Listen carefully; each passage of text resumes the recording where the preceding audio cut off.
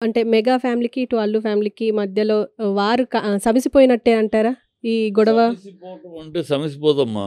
ఈ అల్లు విషయంలో ఈ నాగబాబు అంటిచ్చాడమ్మా, రగిలిచ్చాడమ్మా. అనవసరపు ఆ మాట మాట్లాడి. అప్పుడు జెన్యూన్‌గా అది చెప్పేసాడు. "నేను నాకు ఏ పార్టీకి సంబంధం లేదు. నా స్నేహధర్మం కోసం ఇచ్చిన మాట కోసం వచ్చానన్నాడు." దాన్ని గౌరవంగా వదిలేసుంటే అసలు ఏ గొడవ ఉండేది కాదు.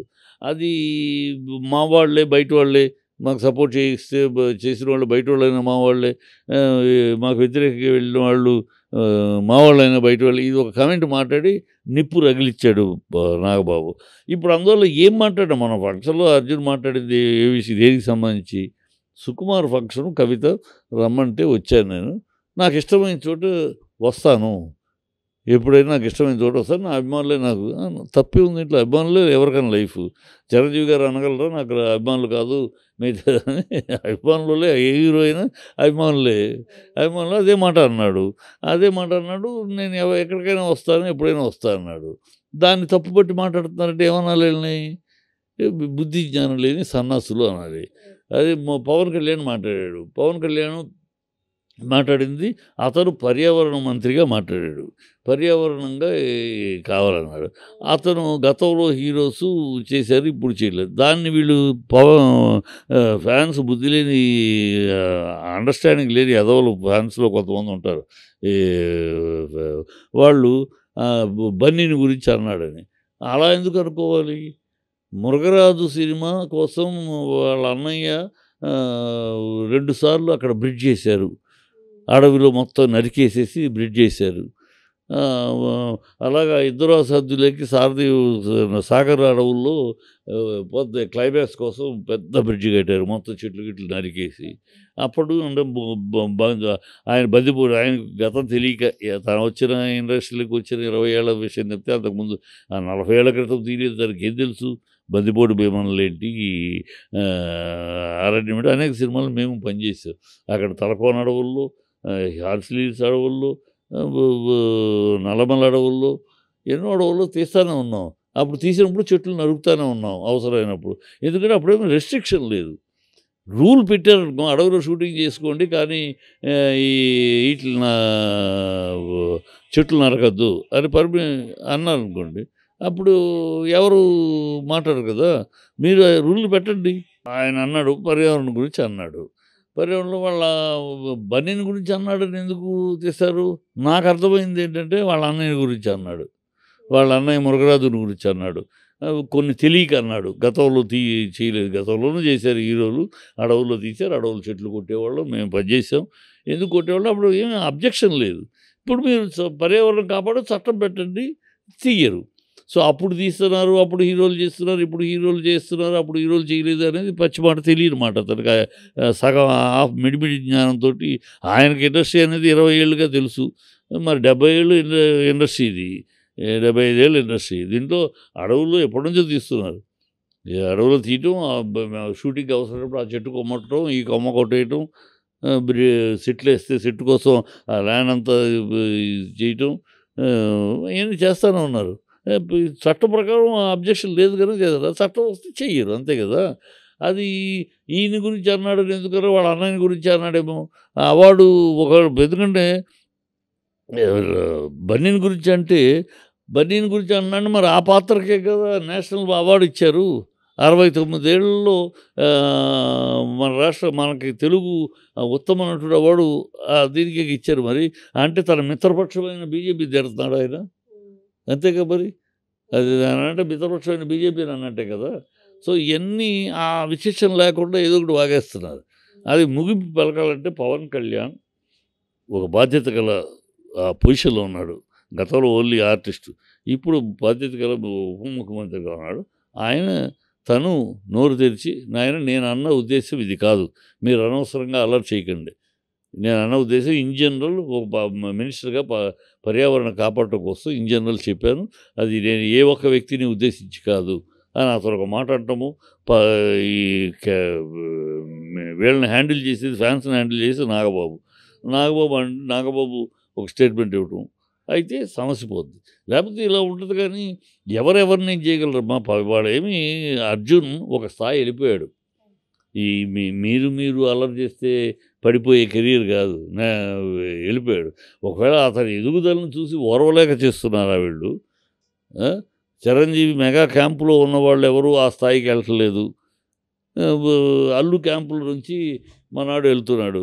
సో ఇతను పెరుగుతున్న కొద్దీ అది మెగా చిరంజీవికి వెళ్ళదు, అకౌంట్లోకి వెళ్ళదు. ఇది అల్లు ఫ్యామిలీ. ఎందుకంటే అల్లు రామలింగయ్య గారు ఒక ఫ్యామిలీ, ఇది ఒక మూడో తరం.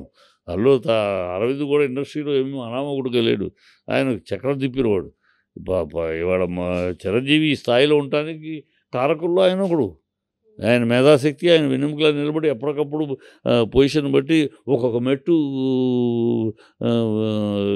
చిరంజీవి ఎక్కడానికి ఆయన దోహదపడింది విషయం ఉంది. సో ఆ మెగాస్టార్ అనే స్థాయికి వెళ్ళటానికి అతను చేసే అరవింద్ బ్యాక్ బోన్గా నిలబడి చేసే సహాయాన్ని ఏనాటికి కాదనలేరు కదా. పవన్ కళ్యాణ్ బిగినింగ్ స్టేజ్లో కూడా సినిమాలన్నీ ఆయన ప్లానింగే. మొత్తం అందరికీ ఒక స్థాయి కల్పించడానికి ఒక ప్లానింగ్, మాస్టర్ బ్రెయిన్ తన అనుభవంతో ఉపయోగించి చిరంజీవి గారు ఇండస్ట్రీకి వచ్చేటప్పటికే అల్లురామన్ గారు ఒక స్టారు, ఈయన ఒక ప్రొడ్యూసరు కదా. ఆయన వచ్చినాక వీళ్ళు ప్రొడ్యూసర్లు. అప్పటికే ఫ్యామిలీ, ఒక బ్యాక్గ్రౌండ్ ఉంది కదా, ఒక వ్యక్తిత్వం ఉంటుంది కదా. ఇప్పుడు ఈ అల్లు ఫ్యాన్స్కి ఇటు మెగా ఫ్యాన్స్కి మధ్యలో ఇలాంటి అంటే ఒక క్లారిటీ రావాలి అంటే ఏం చేస్తే బాగుంటుంది అంటారు? క్లారిటీ అదే పవన్ కళ్యాణ్ ఇప్పుడు వస్తున్న డిస్టర్బెన్స్. పవన్ కళ్యాణ్, నాగబాబు ఇద్దరు కారకులమ్మ. ఇది నిప్పు రగిల్చింది ఫ్యాన్స్ మధ్య నాగబాబు. ఇవాళ అతను అంటా ఉంటే కొంతమంది అరటిపొట్టులో సూది గుచ్చినట్టు ఎంత సెటైర్గా మాట్లాడాడండి పవన్ కళ్యాణ్ అని. ఏదో సొల్లు భజన మాటలు మానేసేసి కరెక్ట్గా ఆ భజనకు పడిపోకుండా పవన్ కళ్యాణ్ ఇలాంటి భజన వాగుడికి పడిపోకుండా తను ఈ గొడవ ఎవరికి నష్టం, వాళ్ళిద్దరూ ఆలోచించేది ఎవరికి నష్టం. మీరు పోట్లాడుకోవడంలో ఏ హీరో కన్నా నష్టమా? మీ ఇంట్లో ఉన్న మీ హీరోలకే నష్టం, మీ కుటుంబాలకే నష్టం. వాళ్ళకి ఎవరికి, నందమూరి ఫ్యామిలీకో, అక్కినేని ఫ్యామిలీకో, ఘట్టమనేని ఫ్యామిలీకో వీళ్ళెవరికి నష్టం లేదు కదా. నష్టం మీకే కదా. ఈ విజ్ఞత ఆలోచించాలి వాళ్ళిద్దరు. ఇది మనకే నష్టం కనుక దీన్ని పులి స్టాప్ పెట్టాలి అని వాళ్ళు ఆలోచించుకోవాలి. విజయ్ దళపతి పార్టీ పెట్టారు. సో ఈ పార్టీకి అంటే డిఎంకే పార్టీ పడిపోతుంది ఇంకా ఈ పార్టీతో అని చెప్పేసి చాలామంది మాట్లాడుతుంటే, దీనికి అంటే రజనీకాంత్ ఒక మాట అన్నారు, డిఎంకే పార్టీ ఒక మర్రి చెట్టు లాంటిది, దాన్ని పడగొట్టడం ఎవడి తరం కాదు అని చెప్పేసి కూడా అన్నారు. 100% రజనీ అన్న దాంట్లో అక్షర సత్యం ఉంది. అంటే ఏదో విజయ్ని తగ్గించడానికి కించపరచడం కాదు. ఎవడో వాగిన మాట డిఎంకే అయిపోతే డిఎంకే కథం ఇవ్వడం అని. అది ఎందుకంటే అది అన్నాదురై, పెరియార్ అనే మహామహులు వాళ్ళు నాటిన బీజం. అది ద్రవిడ అనే భావాన్ని బాగా లోతుల్లోకి తీసుకెళ్ళిపోయారు వాళ్ళు. అందువల్లే వాళ్ళు తమిళనాడులో ఏ నేషనల్ పార్టీ కూడా ముందు ఉండలేదు. ఈ లోకల్ పార్టీలతోటి వెనకాల ఉండాల్సి వస్తుంది. ఆ ద్రవిడ బీజం అనేది మహానుభావులు ఆయన పెరియార్ రామస్వామి నాయకర్ కానీ, అన్నాదురై గారు కానీ నాటారు. ఆ నాటింది అంత బాగా బలంగా ఉండిపోయింది.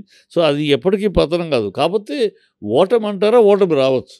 కరుణానిధి గారు ఉన్నప్పుడు ఓడారు. ఎంజీఆర్ రాగానే ఎంజీఆర్ గ్లామర్గా ఆయన ఓడిపోయారు, మళ్ళీ తర్వాత గెలిచారు. జయలలిత ఉన్నప్పుడు ఓడారు, మళ్ళీ గెలిచారు. సో ఓటమి ఇవాళ ఉందంటే విజయ్ యొక్క అవకాశం ఏంటంటే, విజయ్కి వ్యాక్యూమ్ ఉందమ్మా రాజకీయాల్లో. ఒక్క డిఎంకే తప్పితే మిగతా పార్టీలన్నీ పక్కకు జరిగిపోయినాయి. జయలలిత మరణంతో, శశికళ అనారోగ్యంతో ఆ ఏడీఎంకే అనేది తునాతునకలైపోయింది. విజయకాంత్ మరణంతో అతని పార్టీ అడ్రస్ లేకుండా పోయింది. మిగతా కమల్ హాసన్ రాజకీయాలకు పనికిరాడని తేల్చేశారు. ఈ తిరుమావళవను ఇలాంటి పార్టీలన్నీ కూడా అక్కడక్కడ 4-5 సీట్లకు తప్పితే స్టేట్ లెవెల్కి ఫుల్ లెవెల్ పార్టీలు కావు. సో స్టేట్ లెవెల్లో ఫుల్ లెవెల్ పార్టీ అనే ఏడీఎంకి ఎప్పుడైతే చచ్చిపోయిందో, కాంగ్రెస్, బీజేపీలు వెనకాల ఉండాల్సిందే అవి ఫుల్గా అధికారానికి రాగలిగే స్థాయిలో లేవు. రానివ్వరు కూడా, ఎప్పటికీ రానివ్వరు. నేషనల్ పార్టీలని ఎప్పటికీ అధికారంలోకి తమిళనాడు ప్రజలు రానివ్వరు. వాళ్ళకి లోకల్ ఫస్ట్ మేము మా స్టార్ట్ తమిళన్ మన్వాసనై తమిళ్ అని తమిళన్ ఉయిర్ అని మాట్లాడతారు. వాళ్ళ ప్రతి ఒక్కడు పసిబిడ్డ బాలాది అంత గాఢంగా ఉంటారు వాళ్ళ దీంతోటి. వాళ్ళ కల్చర్ అవ్వచ్చు, వాళ్ళ భాష అవ్వచ్చు, వాళ్ళ అన్నిటికీ తమిళ్ అనేది ఊరిపోయి ఉంటుంది. సో అది చచ్చిపోవటం అనేది, దాన్ని ఊరించిన డీఎంకే చచ్చిపోవటం అనేది పిచ్చి మాట. ఎవరో ఊరినే గాలి మాట పోటీ ఉంటుంది. విజయ్ ఇప్పుడు మాస్ హీరోగా ఆడాళ్ళని ఆకర్షించుకోసాగలడు, యూత్ని ఆకర్షించగలడు, పిల్లల్ని ఓటున్న వాళ్ళందరినీ. అతను క్లాస్ ఆడియన్స్ తప్పితే మిగతా జనాలందరినీ ఆకర్షించగలిగిన సమ్మోహన శక్తి పొజిషన్లో ఉన్నాడు అతను. సో ఇప్పుడు మిగతా పార్టీ పెట్టినాక ఏమవుతుంది, పర్మిటేషన్గా వెయిటెడ్ చూడాలి, పర్మిటేషన్ కాంబినేషను. మిగతా లీడర్స్ డిఎంకే కాకుండా మిగతా రాష్ట్రంలో లీడర్స్ ఉంటారు, ప్రజల్లో పేరు గుర్తింపు ఉంటుంది, కానీ పార్టీ వల్ల వాళ్ళు గెలవరు. వాళ్ళ ఏ పార్టీని బట్టి గెలవరు, కానీ వాళ్ళ ప్రజల్లో మంచి పేరు ప్రఖ్యాతులు ఉన్న డాక్టర్లు చాలామంది ఉంటారు సమాజంలో. వాళ్ళందరూ వాళ్ళ పార్టీకి కట్టుబడి ఉన్నారు కనుక గెలవట్లా, కానీ ప్రజల్లో మంచి పేరు ఉంటుంది. అలాంటి వాళ్ళందరూ ఇప్పుడు ఈ పార్టీలోకి వస్తారు. డిఎంకేకి వెళ్ళారు, డిఎంకే అపోజిషన్ కనుక వెళ్ళారు. వాళ్ళు ఈనాళ్ళు డిఎంకే అపోజిషన్గా ఉంటే వాళ్ళు మళ్ళీ వ్యాక్యూమ్ ఎదురు చూస్తున్నారు. ఇలాంటిది ఒక వేదిక దొరుకుతుంది. సో ఆ మంచి పేరున్న లీడర్స్, నాయకులు అందరూ ఆ పార్టీలో చేరే అవకాశం ఉంది. అది ఒక బాగా లేచి మంచి గట్టి పోటీ ఇవ్వగలిగే స్థాయిలో ఉంది. ఆ పోటీ ఇచ్చి కొడితే అధికారంలోకి వచ్చేలా చెప్పలేము. తమిళనాడు ప్రజలు చెప్పలేము. ఎందుకంటే స్టాలిన్ అయిపోయింది. ఆ స్టాలిన్ తర్వాత నెక్స్ట్ లీడర్షిప్ లేదు డిఎంకేలో. కుర్రాడు కదా. సో ఇంకో ఉదయనిధికి ఇప్పుడు కాదులే, ఫ్యూచర్లో ఇవ్వచ్చులే అని ఉంటుంది తమిళనాడు ప్రజల ఆలోచనలు. అంటే ఇప్పుడు కుర్రాడు కదా, మరీ కుర్రాడు, అతనికి ఇవ్వచ్చు, టైం ఉంది కదా. అది ప్రస్తుతం కొత్తగా వస్తున్నాడు, కొత్తగా ఏం సాధించి పెడతాడు, ఎంజిఆర్ లాగా ఏం చేస్తాడు, ఎంజిఆర్ స్కీమ్లో వెళ్తున్నాడు అతను. కనుక ఒక్కసారి ఒక ఫౌండేషన్ కాబట్టి కుదిరి కొడితే తిరిగే దెబ్బ కొట్టగలడు అతను. రెండే కొడితే జాక్పాట్ కొడతాడు, లేకపోతే మూల కూర్చుంటాడు. మధ్యస్థం ఉండదు అంతే.